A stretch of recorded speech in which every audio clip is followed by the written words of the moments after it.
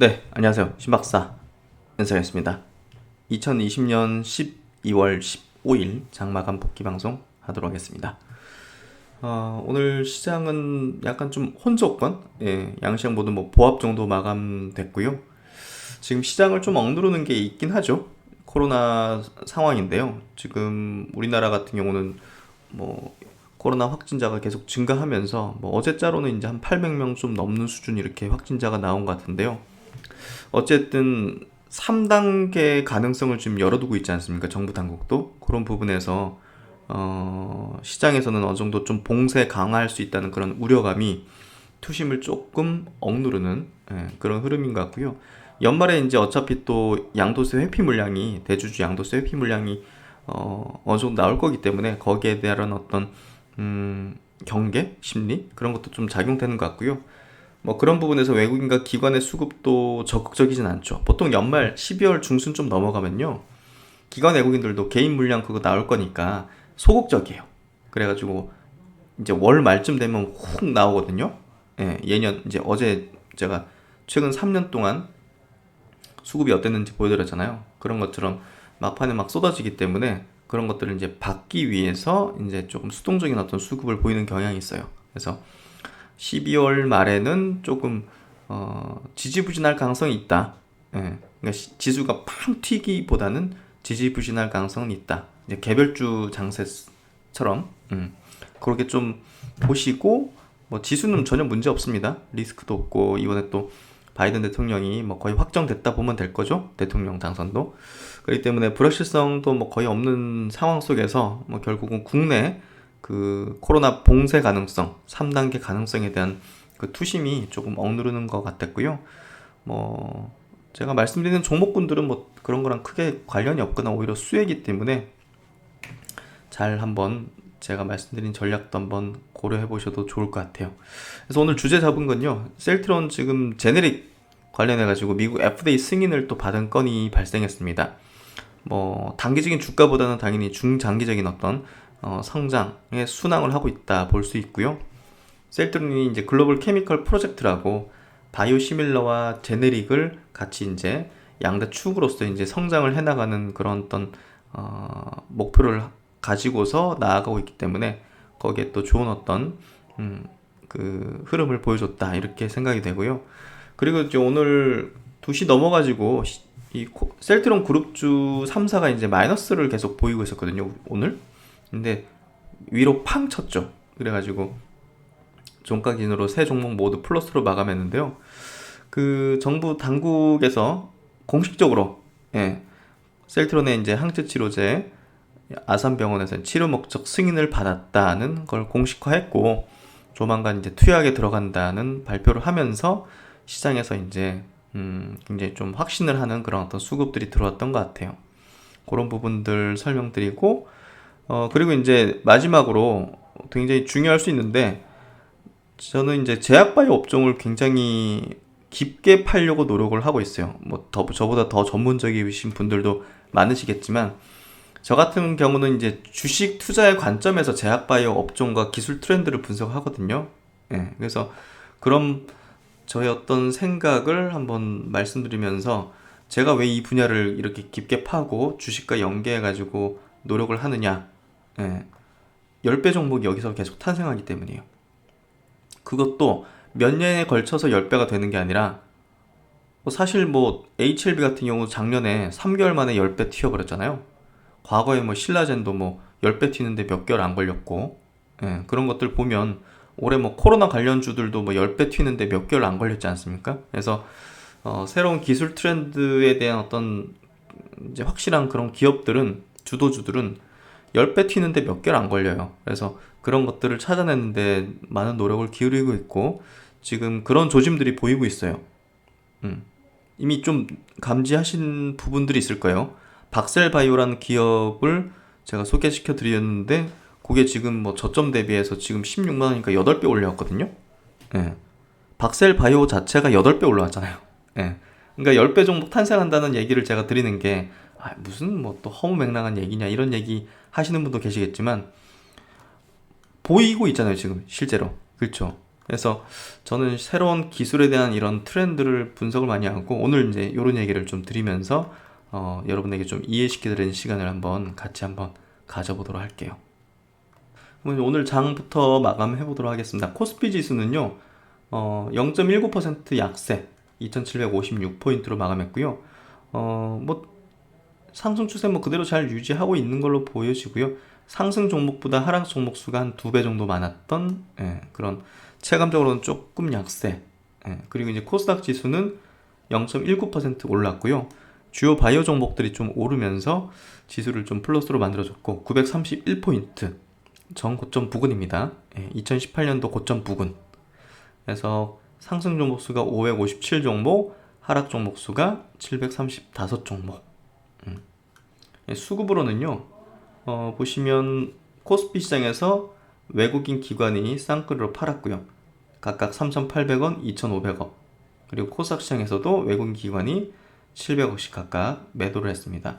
그래서 오늘 개인이 이제 다 이제 물량을 받았고 쌍끌이로 매도했음에도 불구하고 지수가 안 빠졌잖아요. 그만큼 굉장히 강하다는 것을 보여주는 거고요. 코스피 시장에서는 2차전지 쪽 화학업종을 외국인들이 좀 플러스를 하고 나머지는 대체적으로 좀 마이너스 매도를 했고요. 코스닥 시장에서는 IT 하드웨어 쪽으로 외국인들이 좀 순매수를 하고 그 외에는 뭐 대체적으로 IT 쪽으로 좀 순매수를 했네요. 나머지는 좀 순매도를 한 것 같고요. 일단은 아까 말씀드렸듯이 외국인과 기관은 지금부터는 조금 소극적인 수급을 보일 가능성이 높아요. 그러다가 이제 연말에 개인들 매물 막 쿵 나올 때 그때 이제 받아낼 겁니다. 제가 예상하기엔. 코스피 지수 여기 좋은 어떤 흐름 계속 이어가고 있고요. 크게 문제 없습니다. 주봉 월봉 다 좋은 상황이고요. 조정은 나올 수 있죠. 근데 그 조정을 미리 예상하고 뭐 매도했다가 나중에 다시 들어갈 수 있다고 생각하는 것 자체가 저는 현명한 행동이 아니다 이렇게 생각한다는 것을 계속 밝혀드리고 있죠. 강세장은 바이앤홀드입니다. 코스닥 시장 오늘 플러스권 양봉 마감이고요. 정말 수급이 세죠. 외국인 기관이 각각 700억씩 팔았는데 개인이 다 받아내고도 지수를 플러스로 만들어줬다. 투자 심리가 굉장히 강하다는 거고 전고점 돌파했고 2000 이때가 여기 아니구나.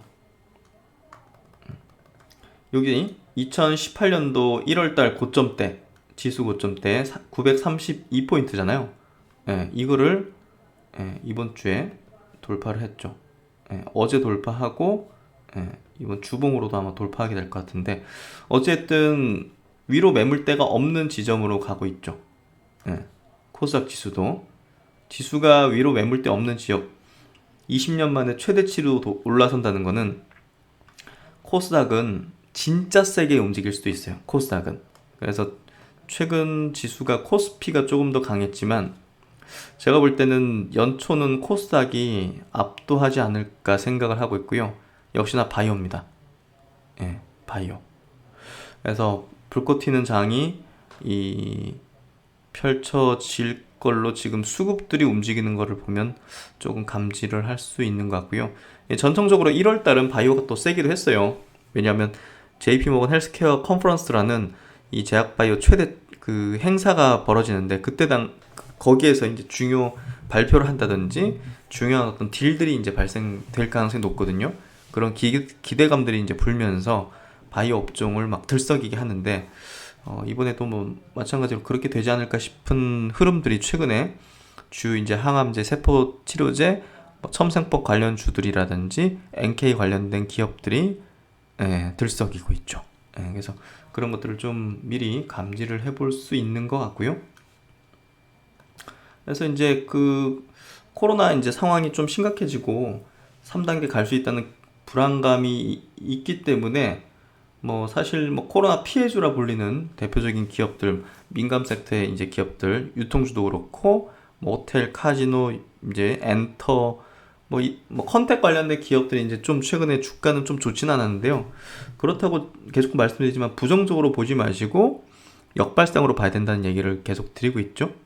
그래서 그런 관점으로 보시면 좋을 것 같고 주요 종목들 한번 체크해 볼게요. 오늘은 큰 변동성이 있진 않았던 것 같고요.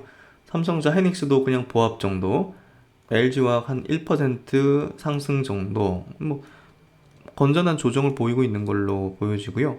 삼성바이오 한 1% 약세, 셀트론은 막판에 올리면서 0.7% 강세. 그래서 하나의 어떤 정거장 형태를 만드는 것 같아요. 이 구간에서. 네이버 1% 약세, 현대차는 뭐 보합 정도. 삼성 SI 0.5% 플러스. 그래서 특징적인 부분은 없었던 것 같고요. 오늘 포스코가 한 2.7% 조금 밀리긴 했네요.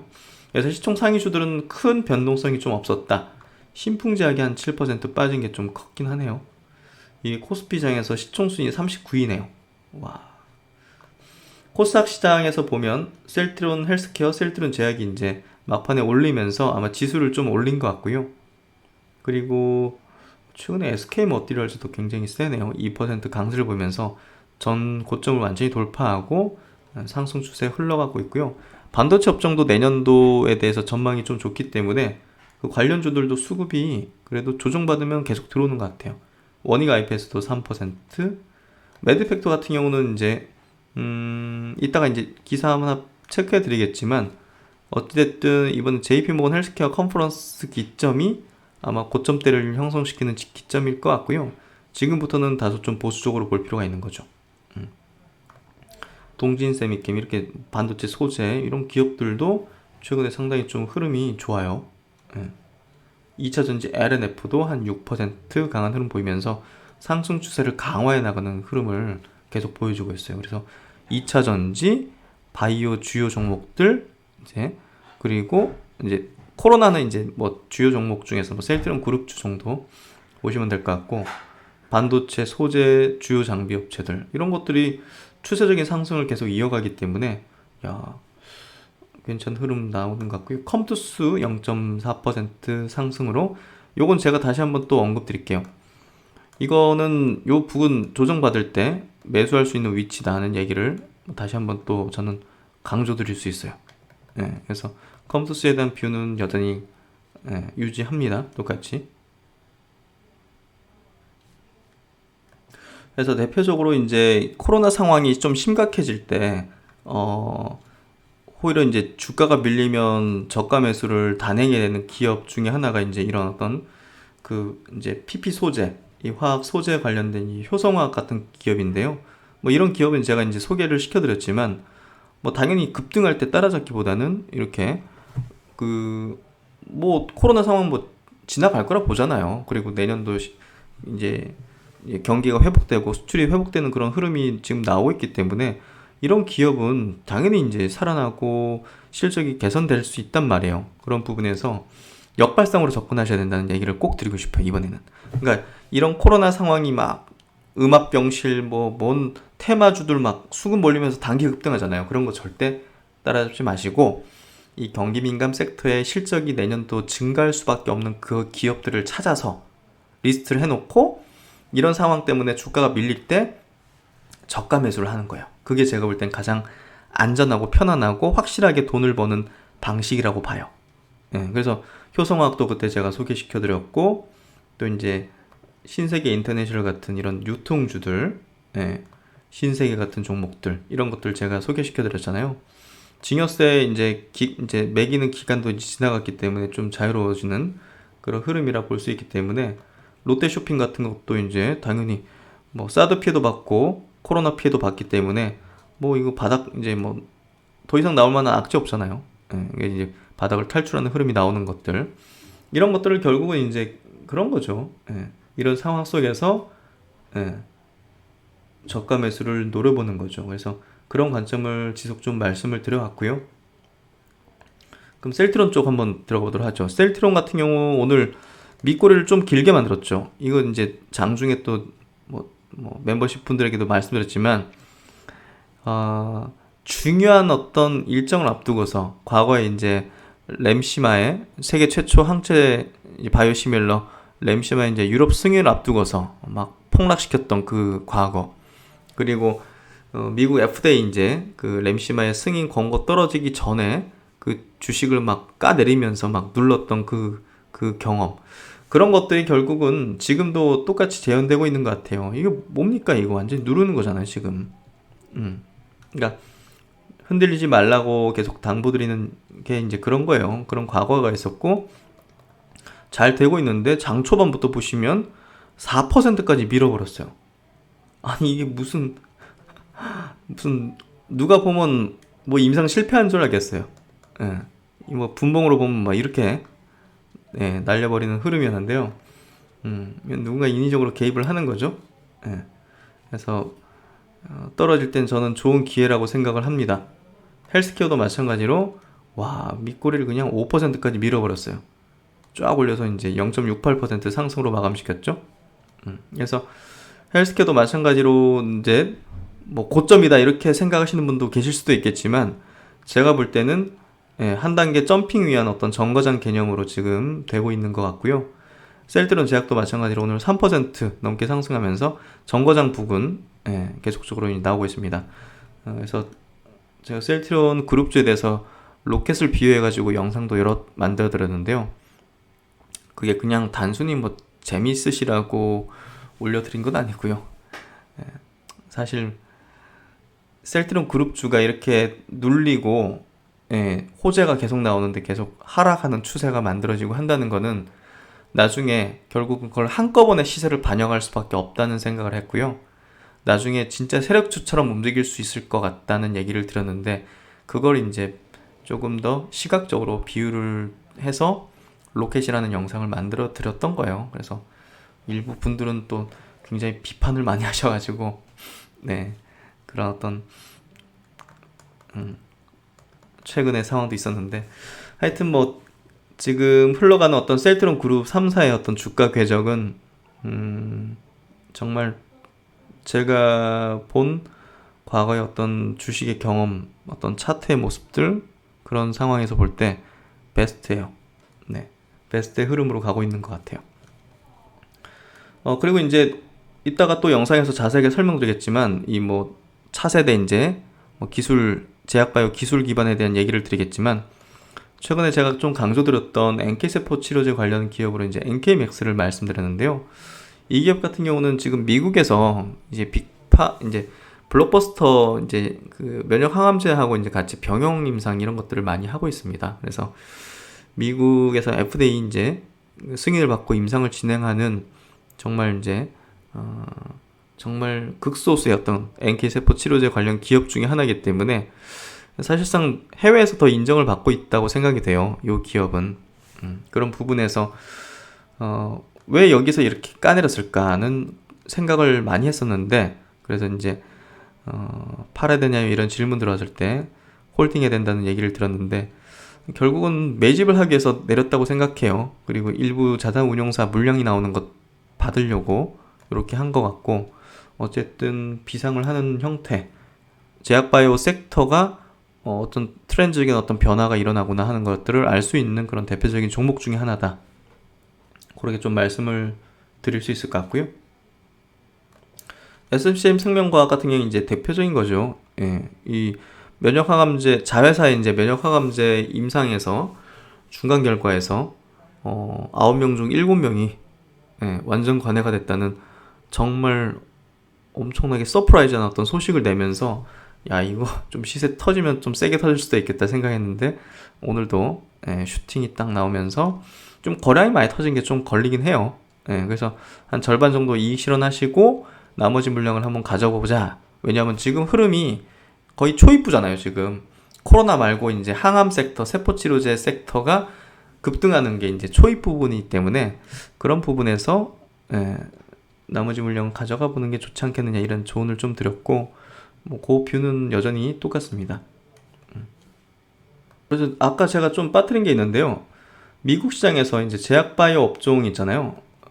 미국 시장에서 제약바이오 업종의 흐름 자체가 그쪽에서도 지금 NK세포 치료제 관련 기업 엔카르타 같은 경우 급등 흐름이 지금 계속 이어지고 있어요. 이렇게 이런 흐름이 이렇게 좀 이어지고 있고요. 그리고 페이트 테라피틱스 같은 경우도 이런 어떤 상승 각도를 보이고 있습니다. 그리고 어프메드 같은 경우도 지금 NK맥스랑 같이 협업을 하고 있는 그런 기업이죠.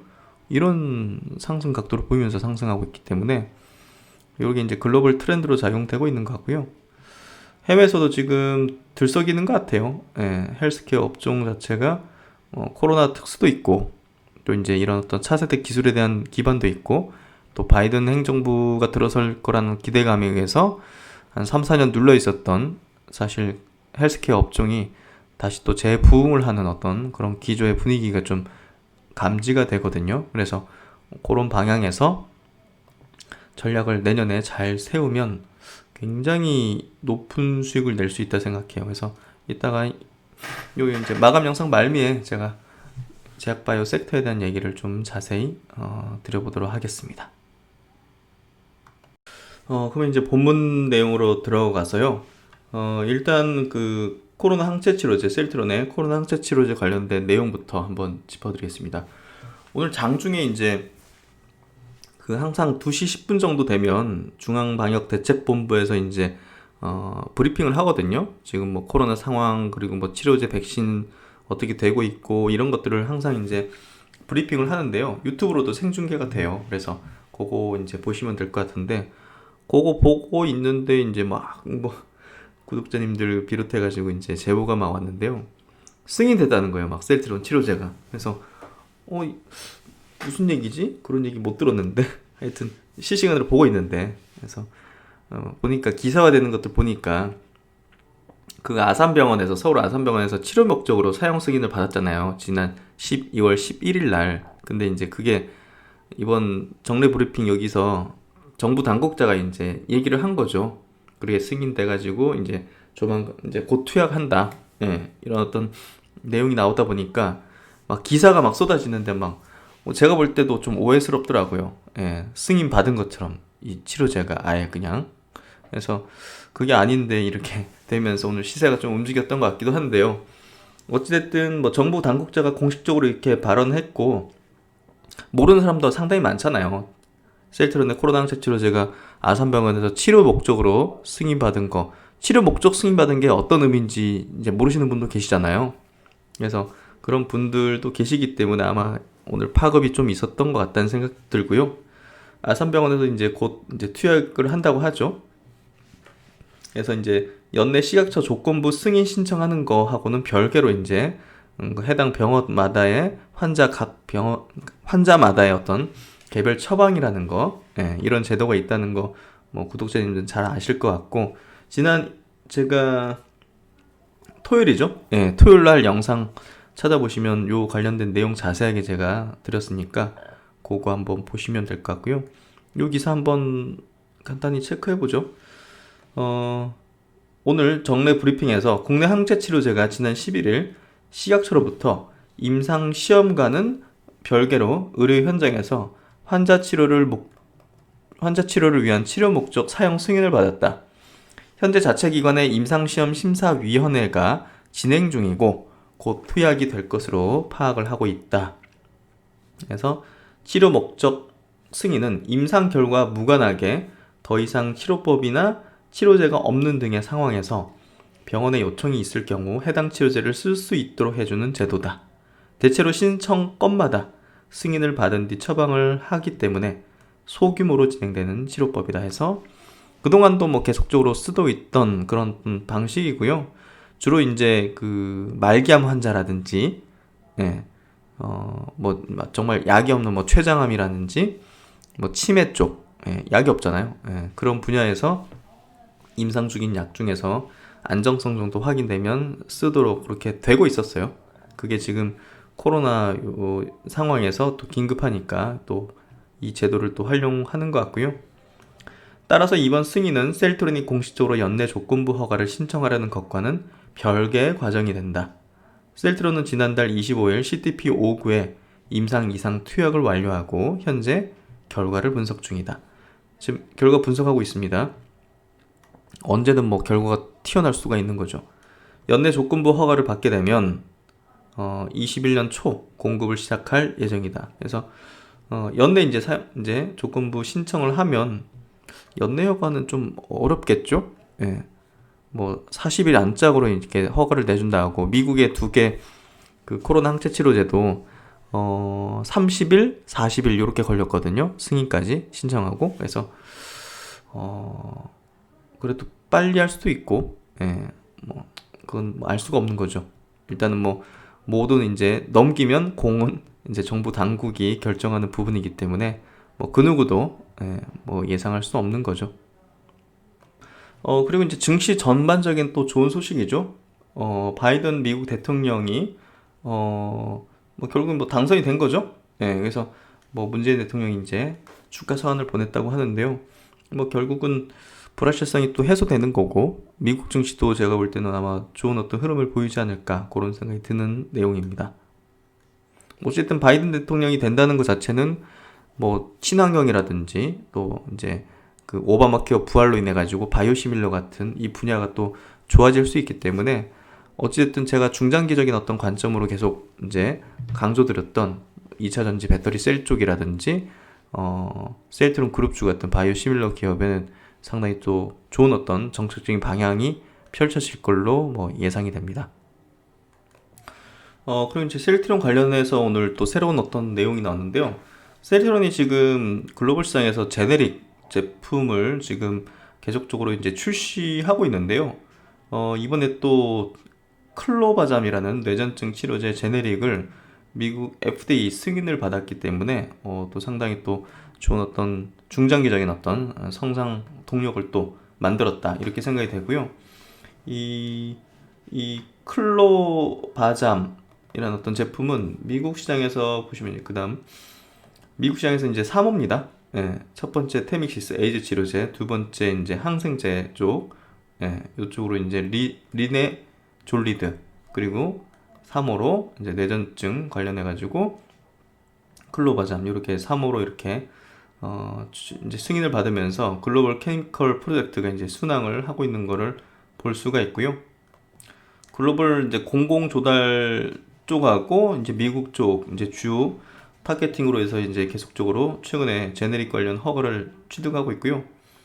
셀트론은 최근 1, 2년 FDA로부터 제네릭 관련 허가를 다수 획득했다. 앞서 셀트론은 지난 2018년 11월 FDA로부터 자사의 미국 진출 1호 케미컬 의약품인 에이즈 치료용 계량 신약 테믹시스의 시판을 승인받았다.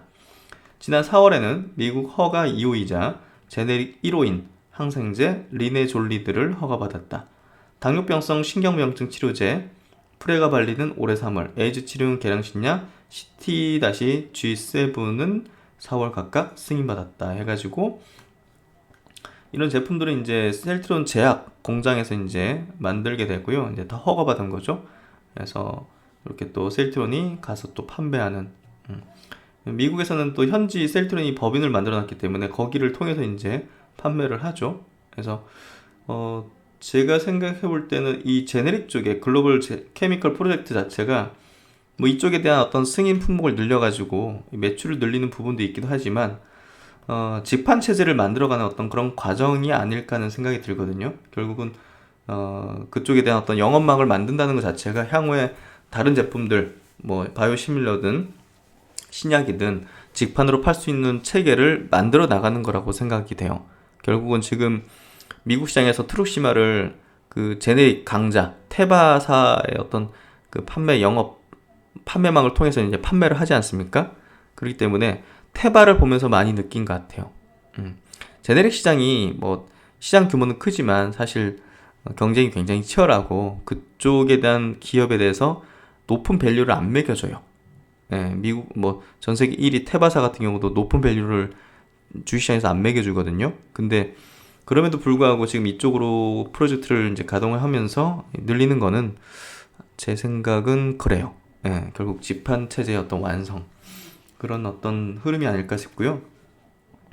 홈페이지에 있는 이 글로벌 케미컬 프로젝트는 내용은요, 프로젝트 개요 모르시는 분들 계실 수 있으니까 한번 다시, 자주 설명드린 거지만 다시 한번 설명드리면, 세계 의약품 시장의 3분의 2가 결국 케미컬 의약품, 이 제네릭이에요. 천조입니다, 천조. 어마어마하죠. 그래서 어떤 약이 이제 특허권 풀리면 합성의약품 같은 경우는 뭐 한 4, 50개 이상 이렇게 막 나와요. 복제품이. 그래서 이제 이 시장이 굉장히 크고 또 이제 거대한데요.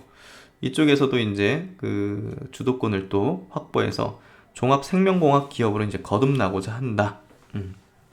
그래서 18년 말부터 미국 FDA 처음으로 이제 허가받은 계량신약 요 이제 테믹시스를 시작으로 미국 및 국제 입찰 시장을 공략해서요.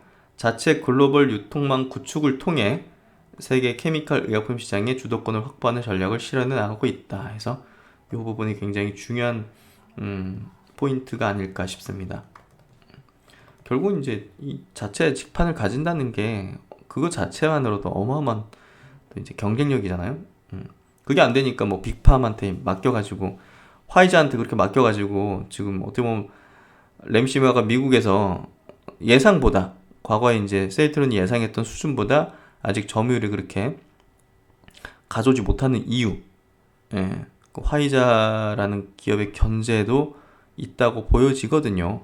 예, 뭐 다들 셀트론 엔지음이라는 책 보신 분 많으시겠지만 거기에도 이제 그런 스토리들이 좀 담겨 있죠. 그래서 결국은 그 자체적인 어떤 직판을 유통망을 구축을 하는 게 장기적으로 필요하죠. 마진도 그렇고. 그래서 이제 이 글로벌 케미컬 프로젝트는요, 안정적인 글로벌 시장 안착, 신규 포트폴리오 확보해서 글로벌 판매를 가속화시키고 자체 글로벌 유통망을 확대시켜 나간다. 글로벌 종합 제약 기업으로 이렇게 성장을 해서 신약 글로벌 런칭, 안정적 판매 구조 구축. 요거죠. 안정적 판매 구조를 구축해서 나중에 신약이든 바이오시밀러든 이쪽을 통해서 런칭하는 세계 케미컬 시장 주도권을 확보한다 해서 결국 이제 하나로 합치죠. 제약도. 이 글로벌 케미컬 프로젝트 같은 경우는 셀트론과 셀트론 제약이 이제 사업 전반을 또 나눠가지고 해요. 기획은 셀트론이, R&D 공정 개발은 제약이, 임상과 허가는 셀트론이, 생산은 제약이, 유통 판매는 셀트론이. 이게 이렇게 좀 업무가 이연화되어 있는데요. 뭐 합병돼서 하나의 회사가 되는 거니까. 그런 관점에서 이제 뭐 결국은 합병을 하는 게 큰 호재라고 저는 생각해요. 개인적으로는. 그래서 이제 이 글로벌 케미컬 프로젝트 사업의 어떤 그 흐름에서 이번에 다케다 쪽에 아시아 태평양 지역 영업 양수를 했죠. 그래서 당뇨 고혈압 전문 의약품 12개, 일반 의약품 6개를 이제 인수를 했죠. 그래서 이쪽을 키워나가는 그 흐름을 확실하게 보여주고 있고, 이런 걸 통해서 이제 뭐 이런 이제 개발하는 부분도 이제 많이 좀 그 확보하는, 포트폴리오 확대하는 그런 어떤 흐름을 지금 하고 있습니다. 그리고 이제 오늘 또 굉장히 좀 충격적인 어떤 뉴스가 나온 게 이거죠. 유럽에서 지금 변종 코로나가 이제 발견됐다는 소식이에요. 이거에 따라서 영국 같은 경우는 이제 제한 조치 최고 수준으로 좀 격상을 했어요. 이 부분 때문에. 그래서 이 부분이 최근에 이제 또 급속하게 재차 확진자가 증가하는 이제 이유로 좀 보고 있다 이런 발표를 하면서 최고 단계로 지금 그 제재를 좀 격상한 어떤 흐름을 보고 있고요. 16일부터 3단계 매우 높음을 적용해서 술집 음식점을 폐쇄하고 이렇게 한다고 합니다. 잉글랜드에서 지금 변종 코로나가 발견돼 가지고 WHO에 이제 보고를 한 거고요. 이게 이제 변인지 변종인지 모르겠어요. 이게 이제 계속 기사에서 항상 그 혼용해서 쓰더라고요. 근데 이제 변이가 아니라 이제 변종은 코로나 21처럼 완전히 다른 어떤 거기 때문에 지금 백신이나 치료제 같은 경우는 완전히 이제 소용이 없는 거게 되거든요. 그래서 아마 변이가 아닐까 싶은데 어쨌든 변이도 지금 계속적으로 이루어지기 때문에 백신이 과연 이게 될까? 지금 나오고 있는 그런 백신들이 효능이 이제 제대로 통할까? 이런 어떤 의문이 드는데요. 어쨌든 그 부분은 아직 그 밝혀지진 않았다고 해요. 지금 백신이 이런 변이의 변종에 조금 맞는지, 효능을 제대로 보이는지에 대해서는 아직 확인되지 않았다고 합니다. 그래서 결국은 지금 코로나19 확진자 기하급수적인 증가 속도를 늦추기 위해서 이런 즉각적인 조치 굉장히 세게 하잖아요, 여기는. 그래서 이렇게 즉각 조치가 필요하다고 이제 강조를 했고요. 잉글랜드 일부 지역에서 변종 코로나 바이러스가 발견됐다며 이로 인해 확진자 증가 속도가 빨라진 것으로 보인다고 밝혔다. 잉글랜드 60개 지역에서 변종 바이러스에 의한 코로나19 사례가 1000여 건이 보고됐다. 그래서 굉장히 심각한 거 아닌가 싶은데요, 진짜. 이거는 변종 바이러스가 더욱 심각한 증세를 야기한다는 징후는 없다고 설명했다. 또 백신 효과가 더 이상 없다는 의미는 아니라고 강조했다. 그래서 아직 이 부분은 아직 확인된 건 아닌 것 같아요. 그래서 한 달 전인가 덴마크 쪽 뭐 이런 쪽에서 밍크 코트 만드는 그 동물 있지 않습니까? 밍크가 이제 여기 걸려가지고 거의 변이가 막 심하고 또 이제 사람에게 전염되고 막 이런 것들이 보고됐었는데, 야, 그런 것 때문에 그런 건지 모르겠네요. 하여튼 유럽은 지금 굉장히 변이의 변종까지는 모르겠는데 변이는 지금 굉장히 심각하게 진행돼가지고 사태가 좀 이렇게 계속 악화되는 것 같아요. 그래서 이제 셀트리온 같은 경우는 그 변이에 대비해가지고 슈퍼 항체를 지금 개발해 놓은 상태거든요. 그래서 동물 임상까지 다 진행해놓고 세팅해놓고 이 변종이라고 볼 수 있겠죠. 그 변종이 발생하면 바로 이제 사람 인상 투입할 수 있도록 이제 세팅을 해놓고 있다고 해요. 그래서 사실 이런 기업이 있나요? 지금 다른 빅팜들 중에서 아직 못 들어본 것 같은데, 어쨌든 셀트론이 이렇게 할 수 있었던 이유는 CDP27이라는 그 인플루엔자 독감 치료제 있지 않습니까? 그게 이제 슈퍼 항체로 만들어진 거거든요. 모든 어떤 인플루엔자에 이제 들어맞는, 그렇기 때문에 그런 것들을 만들어 본 경험이 있기 때문에 이렇게 대비할 수 있었던 거고, 이 기술을 갖고 있었던 거죠. 그래서 참 든든한 기업인 것 같고요. 신규 발생 변이 바이러스에 대한 대응 항체, 바이러스 변이가 적은 부위에 결합해서 중환응을 가진다. 그래서 일단 슈퍼 항체 이렇게 좀 개발을 해놓은 상태라는 거, 셀트로는 이해하고 계시면 될 것 같고요. 지난 7월달에 나온 기사입니다. 서정진 회장님이 직접 이제 그때 당시 이제 온라인 간담이었나? 그럴 거예요. 새로운 변이에 대비할 수 있는 슈퍼 항체를 이제 준비를 하고 있다. 현재 코로나19 바이러스를 구성하는 3만 개 염기 서열 중에서 1352개 아미노산이 변경됐으며 그 결과 5786개 타입의 변이가 일어났다. 아직 스파이크 부분에 변이가 일어나진 않아 개발 중인 치료제들을 무용지물로 만들 정도는 아니지만 심각하게 대처해야 하는 상황이다 해서, 이런 것들이 계속 발생하면 더 심각해지는 거잖아요. 그러니까 유럽이 아마 모르겠어요. 이때 발언했던 서정진 회장님의 생각과 이런 변이에서 훨씬 넘어가 있는 게 아닌가 하는 생각도 들어요. 유럽 쪽은. 그래서 권 본부장은 동물 실험 등 비임상 시험까지 완료해서 변종이 일어났을 때 바로 임상 시험에 돌입할 수 있도록 준비해 놓을 예정이다. 이렇게 7월 달에 이제 발표를 했었죠. 지금 요 내용은요, 그 다음 내용은 그 셀트론이 갖고 있는 이제 신약이잖아요. 한번 신약 부분 보여드릴까요? 홈페이지에 있는 거. 셀트론 홈페이지 들어가면요, 여기 비즈니스 분야에서 여기 사이언스 분야구나. 사이언스 카테고리에서 파이프라인 있거든요. 요거 이제 딱 치면 이렇게 또 파이프라인들이 나오고요. 일단 항체 바이오시밀러들 쭉 나오죠. 천식, 류마티스, 아바스틴 쪽, 프로릴리아, 스텔라라 이런 쪽으로 쭉 있고요. 그 밑에 이제 항체 신약이라고, 항체 신약이라고 CTP27, 유행성 계절성 독감에서 개발 현황은 임상 2상까지 완료를 했죠. 그 다음에 이제 CTP59, 코로나 바이러스 감염증 임상 2, 3상 중이고요. 그래서 여기 홈페이지 들어가시면 여기 임상 정보 여기 클릭하시면 자세한 정보도 볼 수 있고요. 이 CT27에 대한 어떤 서정진 회장님의 이제 과거 발언인데요. 독감 바이러스는 종류가 다양하고 변이가 심해서 대부분의 바이러스에 듣는 종합 치료제를 개발하는 것은 지금까지 거의 불가능한 일로 여겨져 왔다. 이번에 개발된 슈퍼 항체는 바이러스 변이가 일어나지 않는 특정 부위에 작용함으로써 변종 바이러스가 출현하더라도 약효를 발휘할 수 있고, 따라서 독감 바이러스 인한 공포를 상당 부분 해소시킬 수 있다고 서 회장은 설명했다. 전 세계적으로 이제 매년 8억 명이 각종 독감에 걸리고 이 가운데 약 800만 명이 입원 치료를 받는다. 그래서 미국에서는 매년 뭐 수만 명이 이제 사망하잖아요.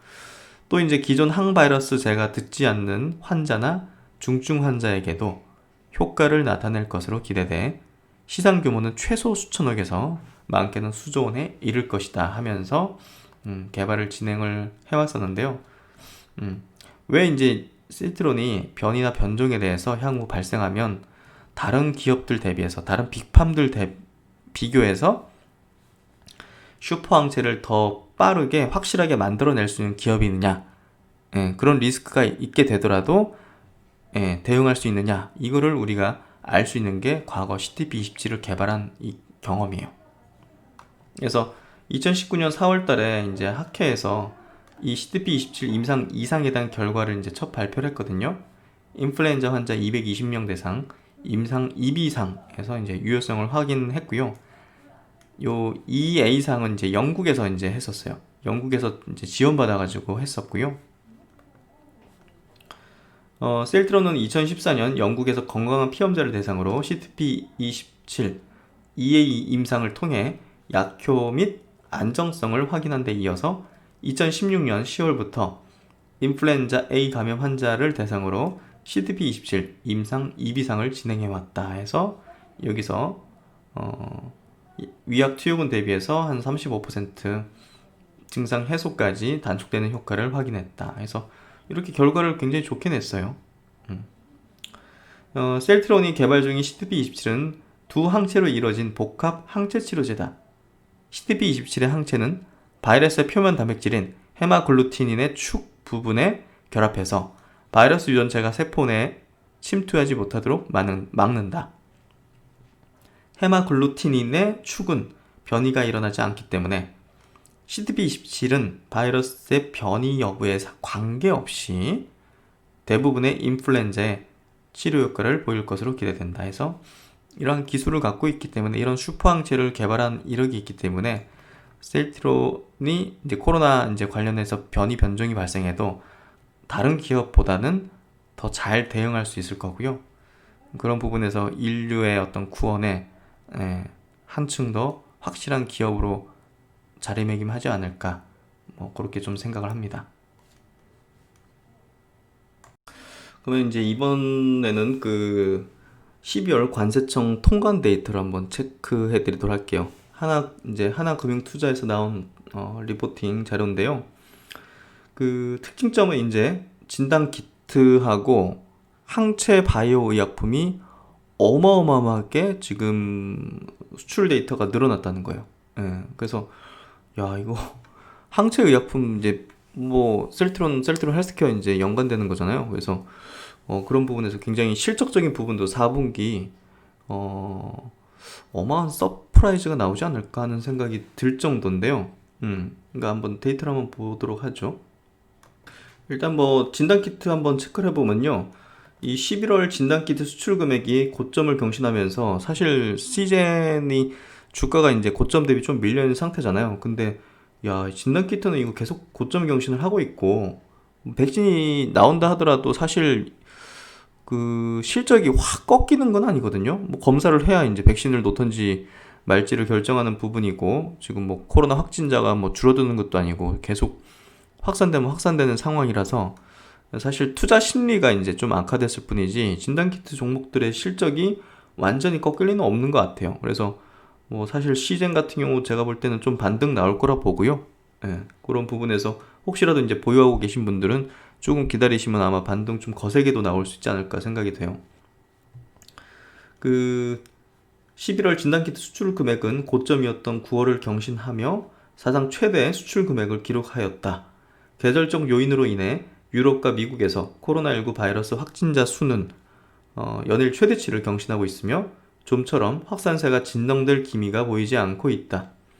11월 기저효과가 없음에도 불구하고 12월 10일까지 진단키트 수출 잠정치는 1억 1,595만 달러로 전월 같은 기간 대비해서 13% 정도 늘었고요. 이런 추세가 이어질 경우에는 12월 진단키트 수출 금액은 11월 수치를 또다시 경신할 것으로 이제 추정됩니다. 그래서 시즌의 어떤 실적적인 부분은 계속 갱신하는 흐름을 좀 보이지 않을까 하는 생각이 들고요. 쉽게 안 끊기는 거죠. 그리고 여기 항체의약품 아까 말씀드린 대로 항체의약품 지금 보시면 관세청 수출 데이터를 보십시오. HS 코드 보시면 지금 이게 이제 11월 데이터죠. 이게 가장 최근 게 10월, 9월이거든요. 그래서 이거 이 10월부터 보십시오. 이게 어마어마하잖아요. 지금 늘어나는 속도가. 그래서 이 4분기 실적은 막 셀트론 장난 아니겠다. 셀트론 헬스케어 장난 아니겠다 싶은데요. 삼성 바이오로직스도 이제 뭐 엮여 있을 수 있겠지만 어찌됐든 더 많이 팔릴 수 있는 역량을 가지고 있는 게 사실 셀트론은 그룹이라고 보기 때문에 그런 관점에서 4분기 실적도 엄청나게 기대가 되고요. 팔방미인 같습니다. 실적이면 실적, 모멘텀이면 모멘텀. 빠지는 게 없는 그런 성장, 고성장주의 대표 주자인 것 같고요. 그래서 진단키트도 이제 수치를 보시면 꺾이지 않고 있죠? 이게 전체입니다. 전 세계 전체에 대한 한국 기업들의 이제 수출인데요. 여기 보면 송파구 진단키트 수출 데이터니까 시즌이죠? 이거 뭐 계속 경신하고 있어요. 장난 아닌 것 같습니다. 그리고 이제 그 주말에 나온 이제 내용인데요. 제가 조금 늦게 알려드리게 되는데, 그 아스트라제네카 지금 코로나 이제 백신 만들고 있는 그 기업이지 않습니까? 영국 이제 소재. 아스트라제네카가 이제 알렉시온이라는 이제 기업을 인수하기로 결정을 했다고 해요. 이게 이제 보시면 거의 40조가 넘는 금액인데요. 이 기업이 뭐길래 이런 어떤 빅딜이 이루어졌느냐? 우리가 제약바이오 업계에서는 이 빅딜 같은 것들을 인수합병 같은 것들을 중요하게 봐야 돼요. 결국은 차세대 성장 동력을 인수를 하는 거잖아요. 결국은. 그렇기 때문에 이제 어떤 기업이 자기들이 좀 갖추지 못한 걸 인수한다든지 혹은 미래에 굉장히 성장할 수밖에 없는 그런 어떤 분야, 그런 분야를 이제 주로 빅딜을 하거든요. 그런 측면에서 볼 때 이 기업이 뭔 기업이냐, 이게 또 제가 볼 때는 트렌드를 파악하는데 굉장히 중요한 포인트라고 생각하고요. 보시면 올해 제약바이오 M&A 중에서 최대 규모가 이제 존슨앤존슨의 모멘타 인수였는데요. 이게 이제 면역 분야였어요. 지금 뭐 항암제도 면역 항암제 쪽으로 이제 계속 그 기술 트렌드가 불고 있고, 지금 면역 분야가 좀 약한 기업들이 계속적으로 이런 것들을 인수를 하는 거예요. 그래서 이 아스트라제네카 같은 경우 이번 어떤 그 알렉시온 인수를 통해 가지고 면역 희귀 질환 파이프라인을 강화시키는 거죠. 이 알렉시온이 면역 희귀 질환 쪽으로 블록버스터를 갖고 있어요. 그러니까 환자 수는 별로 없는데 막 약값이 막 10억이래요. 그 얼마였더라 정확히? 이 기업을 제가 분석한 적이 있었는데 알렉시온을 어마어마하게 비싸요. 수억에서 10억이 넘어갔었던가 그래요. 그러니까 이제 환자 수는 별로 안 돼도 매출이 이제 어마어마한 거죠. 그리고 이제 뭐 이익률 자체도 한 70% 이렇게 되기 때문에 뭐 메지온하고 많이 비교했었죠. 메지온도 희귀질환 치료제를 지금 미국 FDA 이제 승인 받으려고 하고 있는 거잖아요. 그래서 메지온이 승인 받으면 이런 알렉시온 같은 매출액 대비 70%의 이익률을 보일 것이다. 그래서 그런 어떤 어떤 분석들이 많았는데 지금 알렉시온을 이런 인수를 했다는 것 자체가 희귀 자가질환, 면역, 혈액질환 어떤 포트폴리오 이런 게 굉장히 필요했고 또 이제 향후 성장할 수밖에 없다 이렇게 바라보는 거죠. 그래서 면역 분야에 대한 포트폴리오 강화 움직임들이 빅팜들이 많이 진행하고 있고, 그런 부분에서 우리가 좀 눈여겨볼 만한 어떤 빅딜이 아니었나 이런 생각이 듭니다. 그리고 이제 주요 종목들 이제 종종 이제 기사를 한번 체크를 해드릴게요. 그 매드팩토 같은 경우도 제가 스마트 리포트 짚어드렸던 종목이잖아요. 지금 많이 올라와 있는 상태고, 근데 이제 최근 들어서 제가 이제 이거 물어보시는 분들에게 또 이제 영상에서도 공식적으로 말씀드리지만 지금부터는 이익 실현의 관점으로 접근하셔야 돼요. 매드팩토에 대해서 지금 뭐 저점 대비해서도 거의 뭐 한 7, 8배 수준으로 올라왔잖아요. 뭐 고점은 한 10배거 될 수도 있겠는데 사실 분석할 때 10배거 될 수 있지 않을까 하는 생각을 하면서 제가 스마트 리포트에 그렇게 제목을 달았었는데 진짜 거의 10배거까지 올라오네요. 그만큼 기술력에 대한 스터디를 굉장히 중요하게 해야 돼요. 그러니까 막 이 바이오 종목들은 차트로 분석하는 게 아니거든요, 사실은. 예, 그래서 기술 트렌드를 정확히 이해하고 글로벌 그리고 그 기술을 보유한 기업을 국내에서 찾아가지고 또 깊이 스터디해서 정말 투자할 만한 가치가 있는지를 보는 게 굉장히 중요한 것 같아요. 그래서 매드팩트도 이제 많은 분들 수익 내셨다고 또 저한테 말씀 주셔가지고 참 보람을 느끼는 종목 같고요. 이 주요 이제 파이프라인 벡터 팁 요거 이제 기술 이전 본격화 할 걸로 지금 기대가 되고 있어요. 그 최종적인 기대감에 가장 증폭되는 어떤 그 하이라이트 구간을 만들 수 있는 포인트가 내년에 이제 하는 JP 모건 헬스케어 컨퍼런스예요. 1월달 매년 1월에 하죠. 예. 여기 이제 공식 초청을 받았거든요. 그래서 여기서 아마 기술 이전 등 막 기대감이 막 불 거예요. 그러니까 아마 제가 볼 땐 이 시점에서 고점이 형성되는 구간이 아닐까 싶거든요. 그래서 적절하게 보유하신 분들은 예, 요 내용들이 막 계속 나오고 JP모건 헬스케어 막 가가지고 뭐 하고 이 막 협상을 하고 이 관심이 많더라 뭐 그리고 뭘 발표하더라 하면 예, 이제 매도의 관점을 가지는 그런 구간이다. 그래서 이 관련된 이 기업에 대한 내용을 알고 싶으신 분들은 제 유튜브 검색하시면 예, 그 스마트 리포트 나와 있으니까 한번 자세히 보시고요.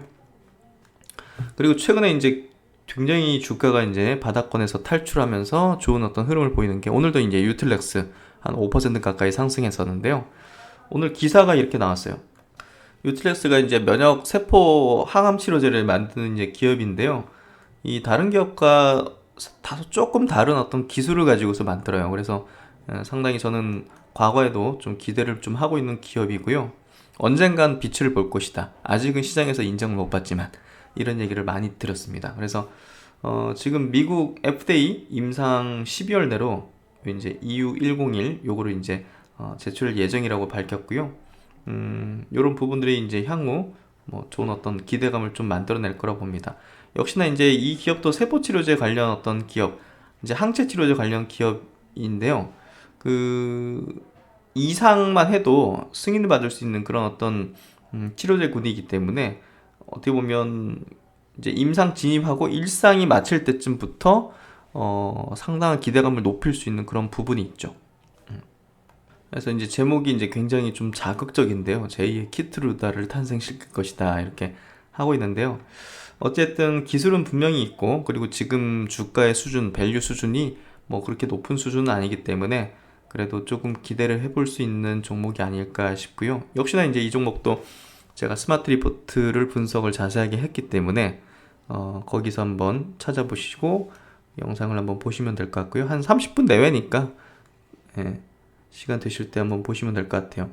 FDA 같은 경우는요, 예, 주요 면역 항암제 같은 경우 임상을 좀 빠르게 허가를 해줘요. 그래서 이 암이라는 게 중대한 질환이고 생명에 직결되는 거기 때문에 그런 부분에서 좀 신속하게 허가 트렌드를 내준다는 측면이 또 이제 상용화에 조금 더 발빠르게 진행할 수 있다 이런 쪽으로 좀 얘기를 하는 것 같고요. 하여튼 뭐 최근에 시장에서 관심을 가지는 그런 흐름이 되고 있죠. 그리고 파맵신 같은 경우도 이제 대표적인 항암제 기업인데요.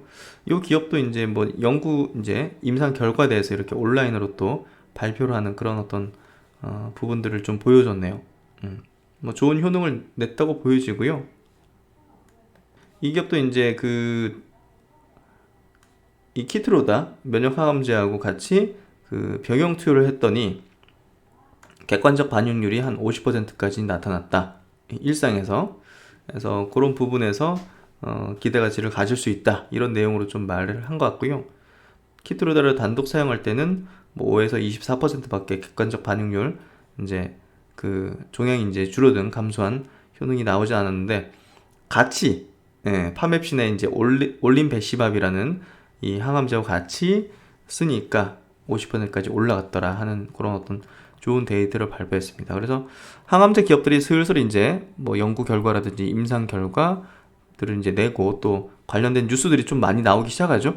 예, 그런 것들이 이 제약바이오 어떤 지금 분위기가 이쪽으로 무게추를 좀 옮겨가는 흐름이구나. 그런 어떤 부분을 좀 받게 되는 것 같아요.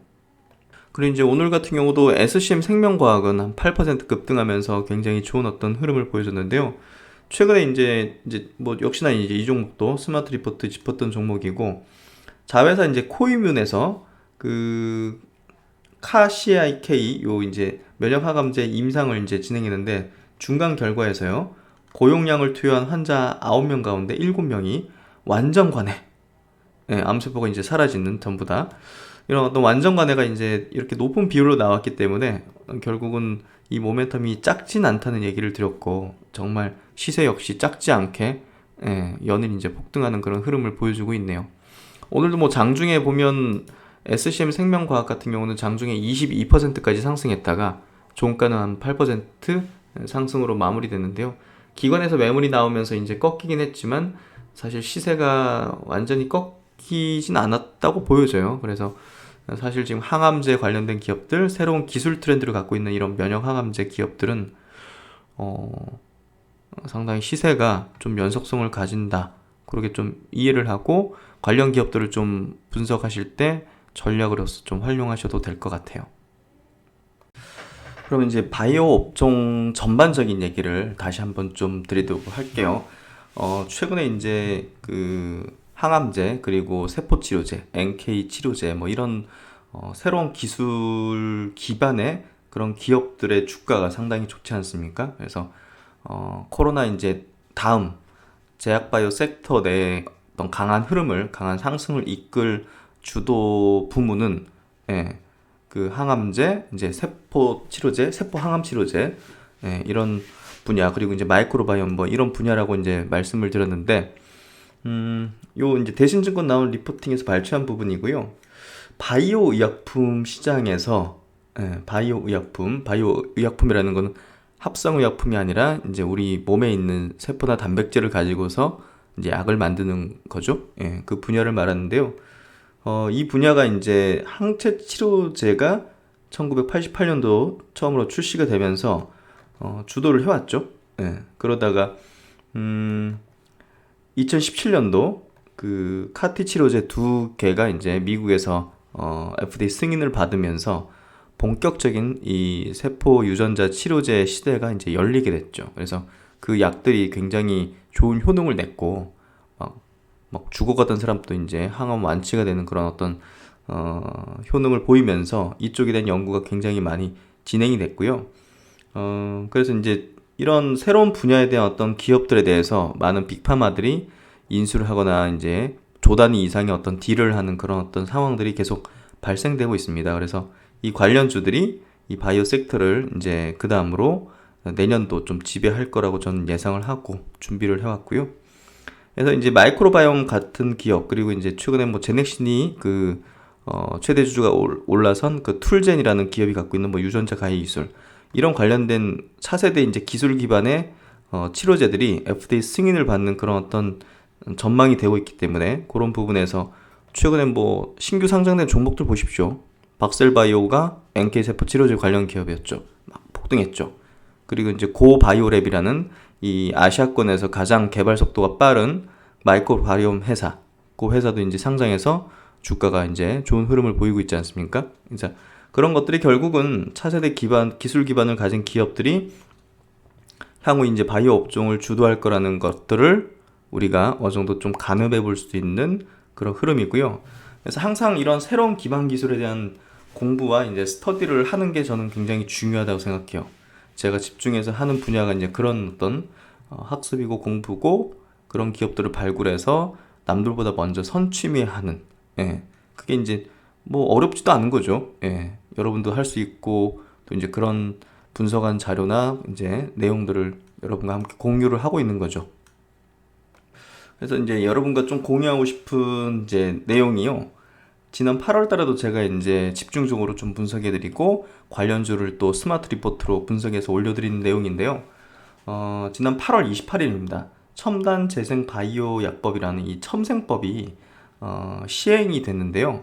사실 이게 제약 바이오 업종을 굉장히 같이 상승시켜주는 그런 어떤 그 법안 통과 시행인데, 사실 그 당시에 이 주식시장이 코로나 관련주로 그냥 득세를 하고 있었고, 그게 이제 완전히 분위기를 몰이하고 있었기 때문에 이 관련된 기업, 첨생법에 관련해서 굉장히 큰 수혜를 보는 그런 기업들이 움직이질 못했어요.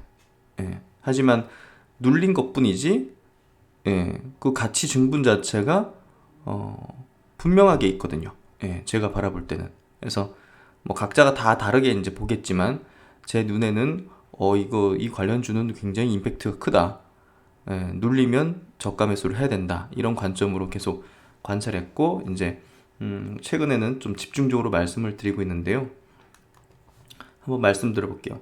제약바이오 업계의 가치 레벨업에 대한 중대한 사안이자 중대한 사안인데, 이 첨생법이 코로나 이슈가 지배하는 시기여서 첨생법 관련주는 시세를 내지 않고 눌리게 됐다. 그렇게 좀 생각이 되고요. 이제 코로나 넥스트로 제약바이오 업종의 2차 순환매에서 세포치료제 관련 기업들이 시세를 낼 것으로 저는 전망을 하고 있습니다. 이 첨생법이란 무엇이냐면요. 재생의료에 관한 연구를 할 때 일정 요건이 충족되면 심사 기준을 완화해서 맞춤형 심사, 그 기업에 대한 맞춤형 심사, 우선해서 심사, 그리고 지금 뭐 셀트론에게 해준다고 하는 그런 어떤 조건부 허가, 3상 전제로 해가지고 이제 이상만 해도 이제 효능과 안정성이 확인되면 이제 사용하게 해주는 환자들한테 이 조건부 허가 이런 것들이 가능하도록 하는 법이에요. 사실 이제 재생 세포 치료제 이런 분야는 사실 우리 몸에 있는 것들 가지고서 만드는 거잖아요.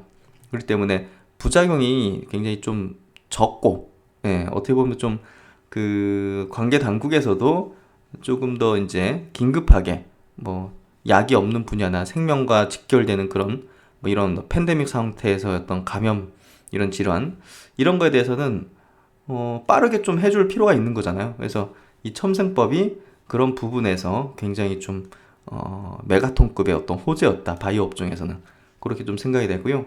이게 이제 2019년도 8월 2일 날 국회 본회의를 통과했고 1년 뒤에 이렇게 시행이 된 거예요. 그래서 앞으로는 세포 치료제 관련 기업 뭐 오늘도 이제 좋았던 종목 중에 뭐 유틸렉스 같은 기업 있죠. 그런 기업들이 이제 대표적인 세포 치료제 항암 기업이죠. 항암제니까 생명에 중대한 영향을 미치고 또 이제 세포 치료제이기 때문에 이 첨생법에 가장 적합한 기업인 거죠. 그래서 박셀바이오, 뭐 SCM 생명과학 뭐 이런 기업들이 최근에 주가가 좋은 게 이런 것 때문에 이제 이 가치를 반영하기 시작했다. 이렇게 저는 생각하고 있어요. 그래서 치료 순환이 없는 질환에 투여가는 혁신 바이오 의약품을 다른 의약품보다 먼저 심사하는 우선 심사, 개발자 일정에 맞춰 허가 자료를 미리 제출받아 단계별로 사전 심사하는 맞춤형 심사, 임상 3상을 수행하는 조건으로 임상 2상만으로 시판을 허가해주는 조건부 허가 등이 주요 골자다. 그래서 이제 세포 및 유전자 치료제 개발사들의 어떤 재무적인 어떤 기업 가치 향상에도 영향을 미치죠. 왜냐하면 임상 2상만 해도 이제 시판할 수 있게 하니까 돈이 돌 수 있는 거잖아요. 매출 나와서. 그러면 이제 재무적인 어떤 부분에서도 상당히 좀 기업 가치 향상이 되는 거죠. 그래서 첨생법이 적용되는 재생의료는 사람의 신체 구조 또는 기능을 재생 회복 또는 형성하거나 질병을 치료 또는 예방하기 위해 인체세포 등을 이용하여 실시하는 세포치료, 유전자 치료, 조직공학 치료. 그래서 뭐 줄기세포 이런 것들이 이제 다 포함되는 거죠. 줄기세포, 면역세포, 체세포 치료제, 이종장기 개발사들이 여기에 해당된다. 조건부 허가 대상은 대체 치료제가 없고 생명을 위협하는 중대한 질환, 희귀질환, 감염병이 코로나 같은 거죠. 감염병인 만큼 해당 치료제를 개발하고 있는 업체들은 직접적 수혜를 입을 수 있다. 동물의 조직 및 장기를 이식하는 이종장기 개발 업체들도 임상 연구가 가능하다. 그래서 이제 치료제 개발의 허들이 낮아지고 개발 기간도 이제 3, 4년 정도 이제 단축될 수 있기 때문에 뭐 시간이 돈이잖아요. 이게 결국은 임상이라는 게. 그래서 재무적으로도 상당히 좀 좋아질 수 있는 거고 개발 성공에 대한 어떤 성공률의 어떤 상승, 시간 가치 하락의 축소에 따라서 또 이제 기업 가치가 향상될 수 있는, 이상만 해도 시판할 수 있다는 것 자체는 이거 뭐 엄청난 기업 가치 향상을 할 수 있는 거잖아요, 사실. 그래서 파이프라인 수가 적거나 제품을 이미 출시한 업체들보다는 아직 출시하지 않은, 다수의 파이프라인을 보유하고 있는 업체들이 당연히 밸류에이션 업 사이드 측면에서는, 포텐셜 측면에서는 더 유리하죠. 이해되시죠? 그래서 첨생법에 대해 잘 모르시는 분들은 요 꼭 비스터디를 하시는 게 향후 내년도 내다볼 때 이제 제약바이오 업종에 대한 투자를 할 때 제가 볼 땐 굉장히 키포인트가 될 거라고 생각해요. 그래서 이제 첨생법 관련주들 보면 줄기세포 관련해서 이런 종목들, 파미셀, SCM 생명과학, 차바이오텍, 안트로젠 이런 기업들이 있고요. 면역세포 기업들은 이미 주가가 많이 움직였죠. 녹십자 랩셀, NK맥스, 대표적인 NK 세포치료제 관련 기업이고요. 녹십자셀, 유틸렉스, 이제 항암 세포치료제 쪽이죠. 셀리드는 이제 최근에 코로나 백신도 한대 가지고 움직였기 때문에 사실 첨생법 관련해서 움직인다면 부적합하죠. 그래서 이미 움직인 것들은 제외하는 게 좋아요. 투자 관점에서. 파미셀은 코로나 묶여가지고 움직였잖아요. 그렇죠? 그래서 그런 관점의 종목들은 제외하는 게 저는 맞다고 생각하고요. 손이 탔잖아요, 이미. 그리고 이제 제넨바이오 같은 경우도 사실 이종장기 관련된 대표 기업인데 사실 코로나로 같이 움직였기 때문에 투자 관점에서 제외해야 되는 거죠. 그래서 이런 관점의 종목군들 리스팅을 이렇게 해놓는 게 저는 중요하다 생각하고요. 그리고 이제 최근에 이제 NK세포 치료제 관련된 딜이 올해 코로나로 별로 안 좋았잖아요, 시장이. 그쵸? 제약바이오 업계도 사실 당연히 좋지 않았죠. 임상이 중단되거나 지연되거나 그렇잖아요. 딜도 많이 줄어들었었고 코로나 개발하는 게 가장 우선이니까. 근데도 불구하고 2000년 들어가지고 4월, 6월, 7월 이렇게 보시면 얀센, 로슈, 사노피 이런 기업들이 이 카티 치료제, NK 치료제 이런 것들에 대한 라이센스 파트너십을 했어요. 그 규모가 이제 가히 어마어마합니다. 3조가 넘죠. 2조가 넘죠. 1조가 넘죠. 조단이에요. 근데 보시면 단계가 2상도 아니고 3상도 아니고 전임상 단계, 동물 임상 단계인데 조 단위로 지금 라이선스 딜을 하고 있는 거예요. 느낌이 좀 오시죠? 이거 보고 저는 이제 이거 그래서 이제 저는 이제 준비를 했던 거예요. 그리고 올해 이제 계속 강조 드린 부분이 이런 부분을 좀 강조 드린 이유가 이 빅딜이 이렇게 이루어진다는 거, 코로나 상황에서 지금 안 좋은 상황에서 이 정도면 급하다는 거죠. 그래서 이 중에서 NK 같은 경우는 보시면 2019년도 11월 이후로 한 4건 정도가 큰 이제 딜이 좀 발생했는데 조단이잖아요, 지금. 그렇죠. 3조, 1조. 3조짜리 임상 1상, 전임상. 그러니까 완전 초기 단계 건데 지금 이렇게 딜이 이루어진다는 그 자체가, 아직까지 이제 NK 관련해서 상용화된 제품은 없어요. 근데 야, 이것도 이제 이상만 맞추면 상용화 되는 거거든요. 그래서 그런 부분에서 미국에서도 마찬가지입니다. 그래서 이 NK 쪽이 또 카티 쪽이 다시 또 재부응을 하구나. 확실히 이제 시장의 키가, 주도권이 이 세포치료제, 항암 쪽이죠. 대부분 다. 시장 규모가 이제 워낙 그쪽이 크니까. 항암 세포치료제 쪽이 완전 대세가 되는구나. 그걸 확실히 글로벌 시장을 통해서 이해할 수 있고, 트렌드고, 그게 우리나라에 적용돼서 관련 기업들이 이제 들썩들썩 하기 시작하는 어떤 초입부의 단계다. 이렇게 좀 이해하면 될 것 같아요. 그래서 이제 NK 세포 치료제가 과연 이게 뭐냐? 왜 이렇게 각광을 받느냐? 아니, 동물 임상 단계에서 왜 조 단위로 이렇게 기술을 사가냐? 그걸 우리가 이해할 필요가 있는데요. 우리가 이제 카티 치료제라고, 이게 이제 우리 몸에서 이제 자가 면역 세포를 이제 추출해가지고 유전자 조작을 해서 다시 우리 몸에 넣는 거예요. 예, 변형을 시켜가지고. 그래서 막 그게 혈액을 타고 다니면서 암세포를 막 죽이거든요. 예, 유도탄처럼. 그래서 이게 이제 굉장히 효능을 좋게 보여가지고 꿈의 함황제라 불러요. 근데 이게 한계점이 있는 게, 가장 이제 그 한계점 부작용이 사이토카인 신드롬이에요. 예, 우리 면역 체계가 이제 우리 몸을 공격해가지고 이게 막 사망에 이르는 경우도 발생했어요. 그러다 보니까 효능이 들어맞는 사람은 굉장히 우수한데, 이 부작용이 또 심하기 때문에, 그리고 자가밖에 안 돼요. 자가. 예, 자기 몸의 거. 그러니까 가격이 비싸죠. 예, 보편적인 상용화가 쉽지가 않죠. 근데 이제 이런 카티 치료제, 카티 세포 치료제 한계점을 NK 세포가 극복을 해줄 수 있다는 게 알려지면서 급속도로 개발이 진행되고 있어요. 예. 이게 동종도 되거든요. 예. 동종도 되기 때문에 남의 걸 가지고도 배양시켜가지고 늘려가지고 이렇게 쓸 수 있다는 거죠. 가격이 낮아지고, 예, 보편적인 어떤 치료 수단으로 쓸 수 있는 그게 열리는 거죠. 거기다가 사이토카인 신드롬 같은 부작용이 거의 없어요.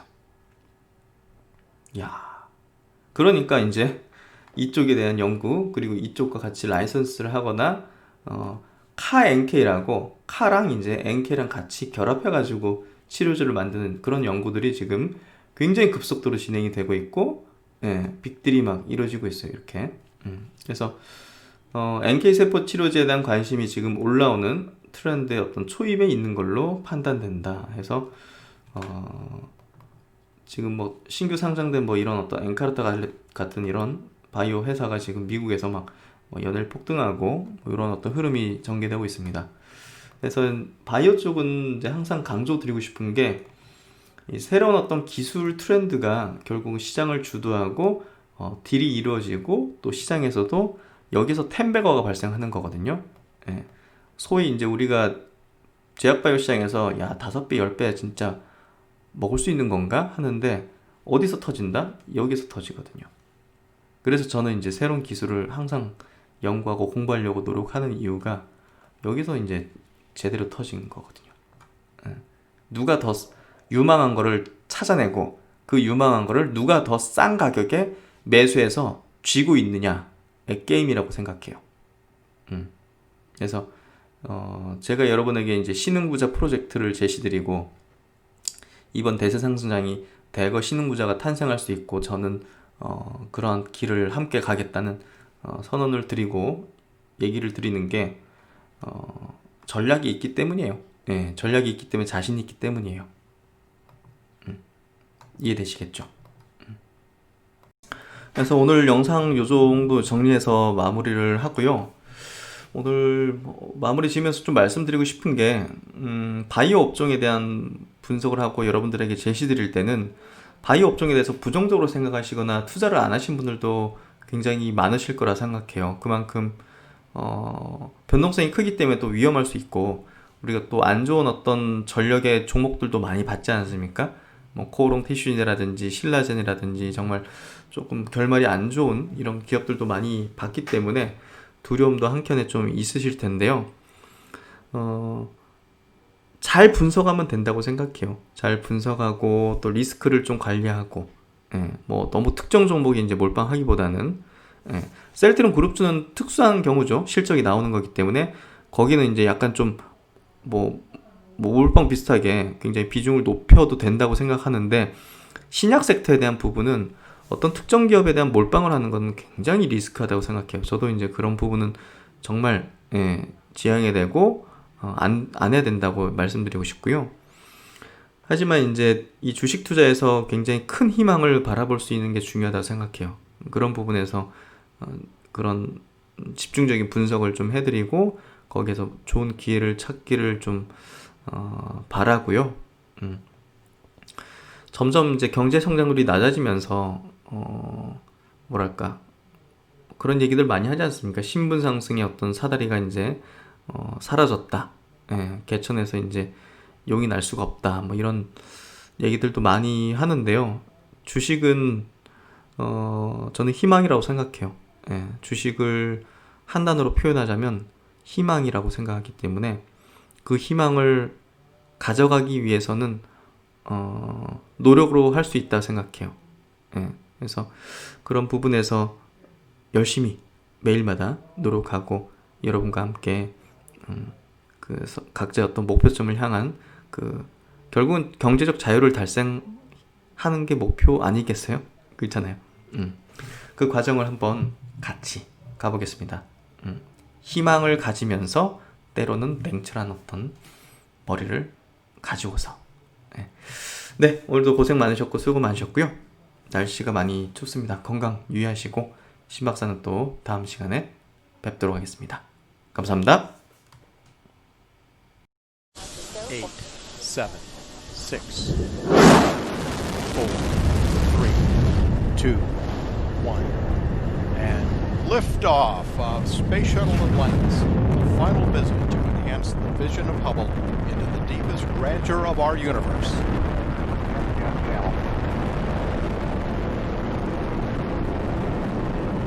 Bypass across the board, Scooter, no action. Houston now controlling, Atlantis on its way.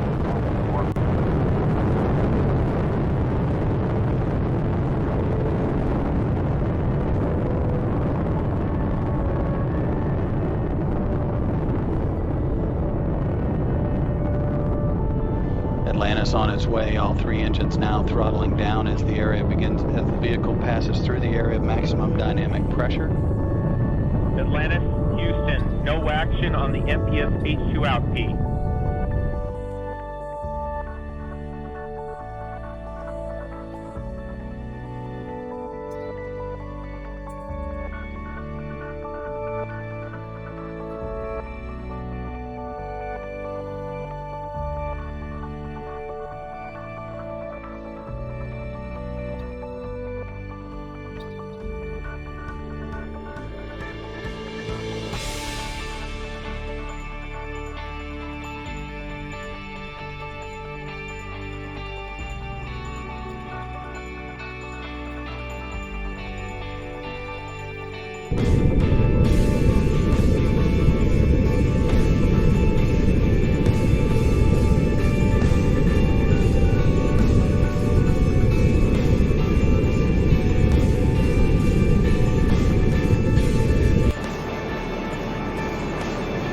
Seconds into the flight.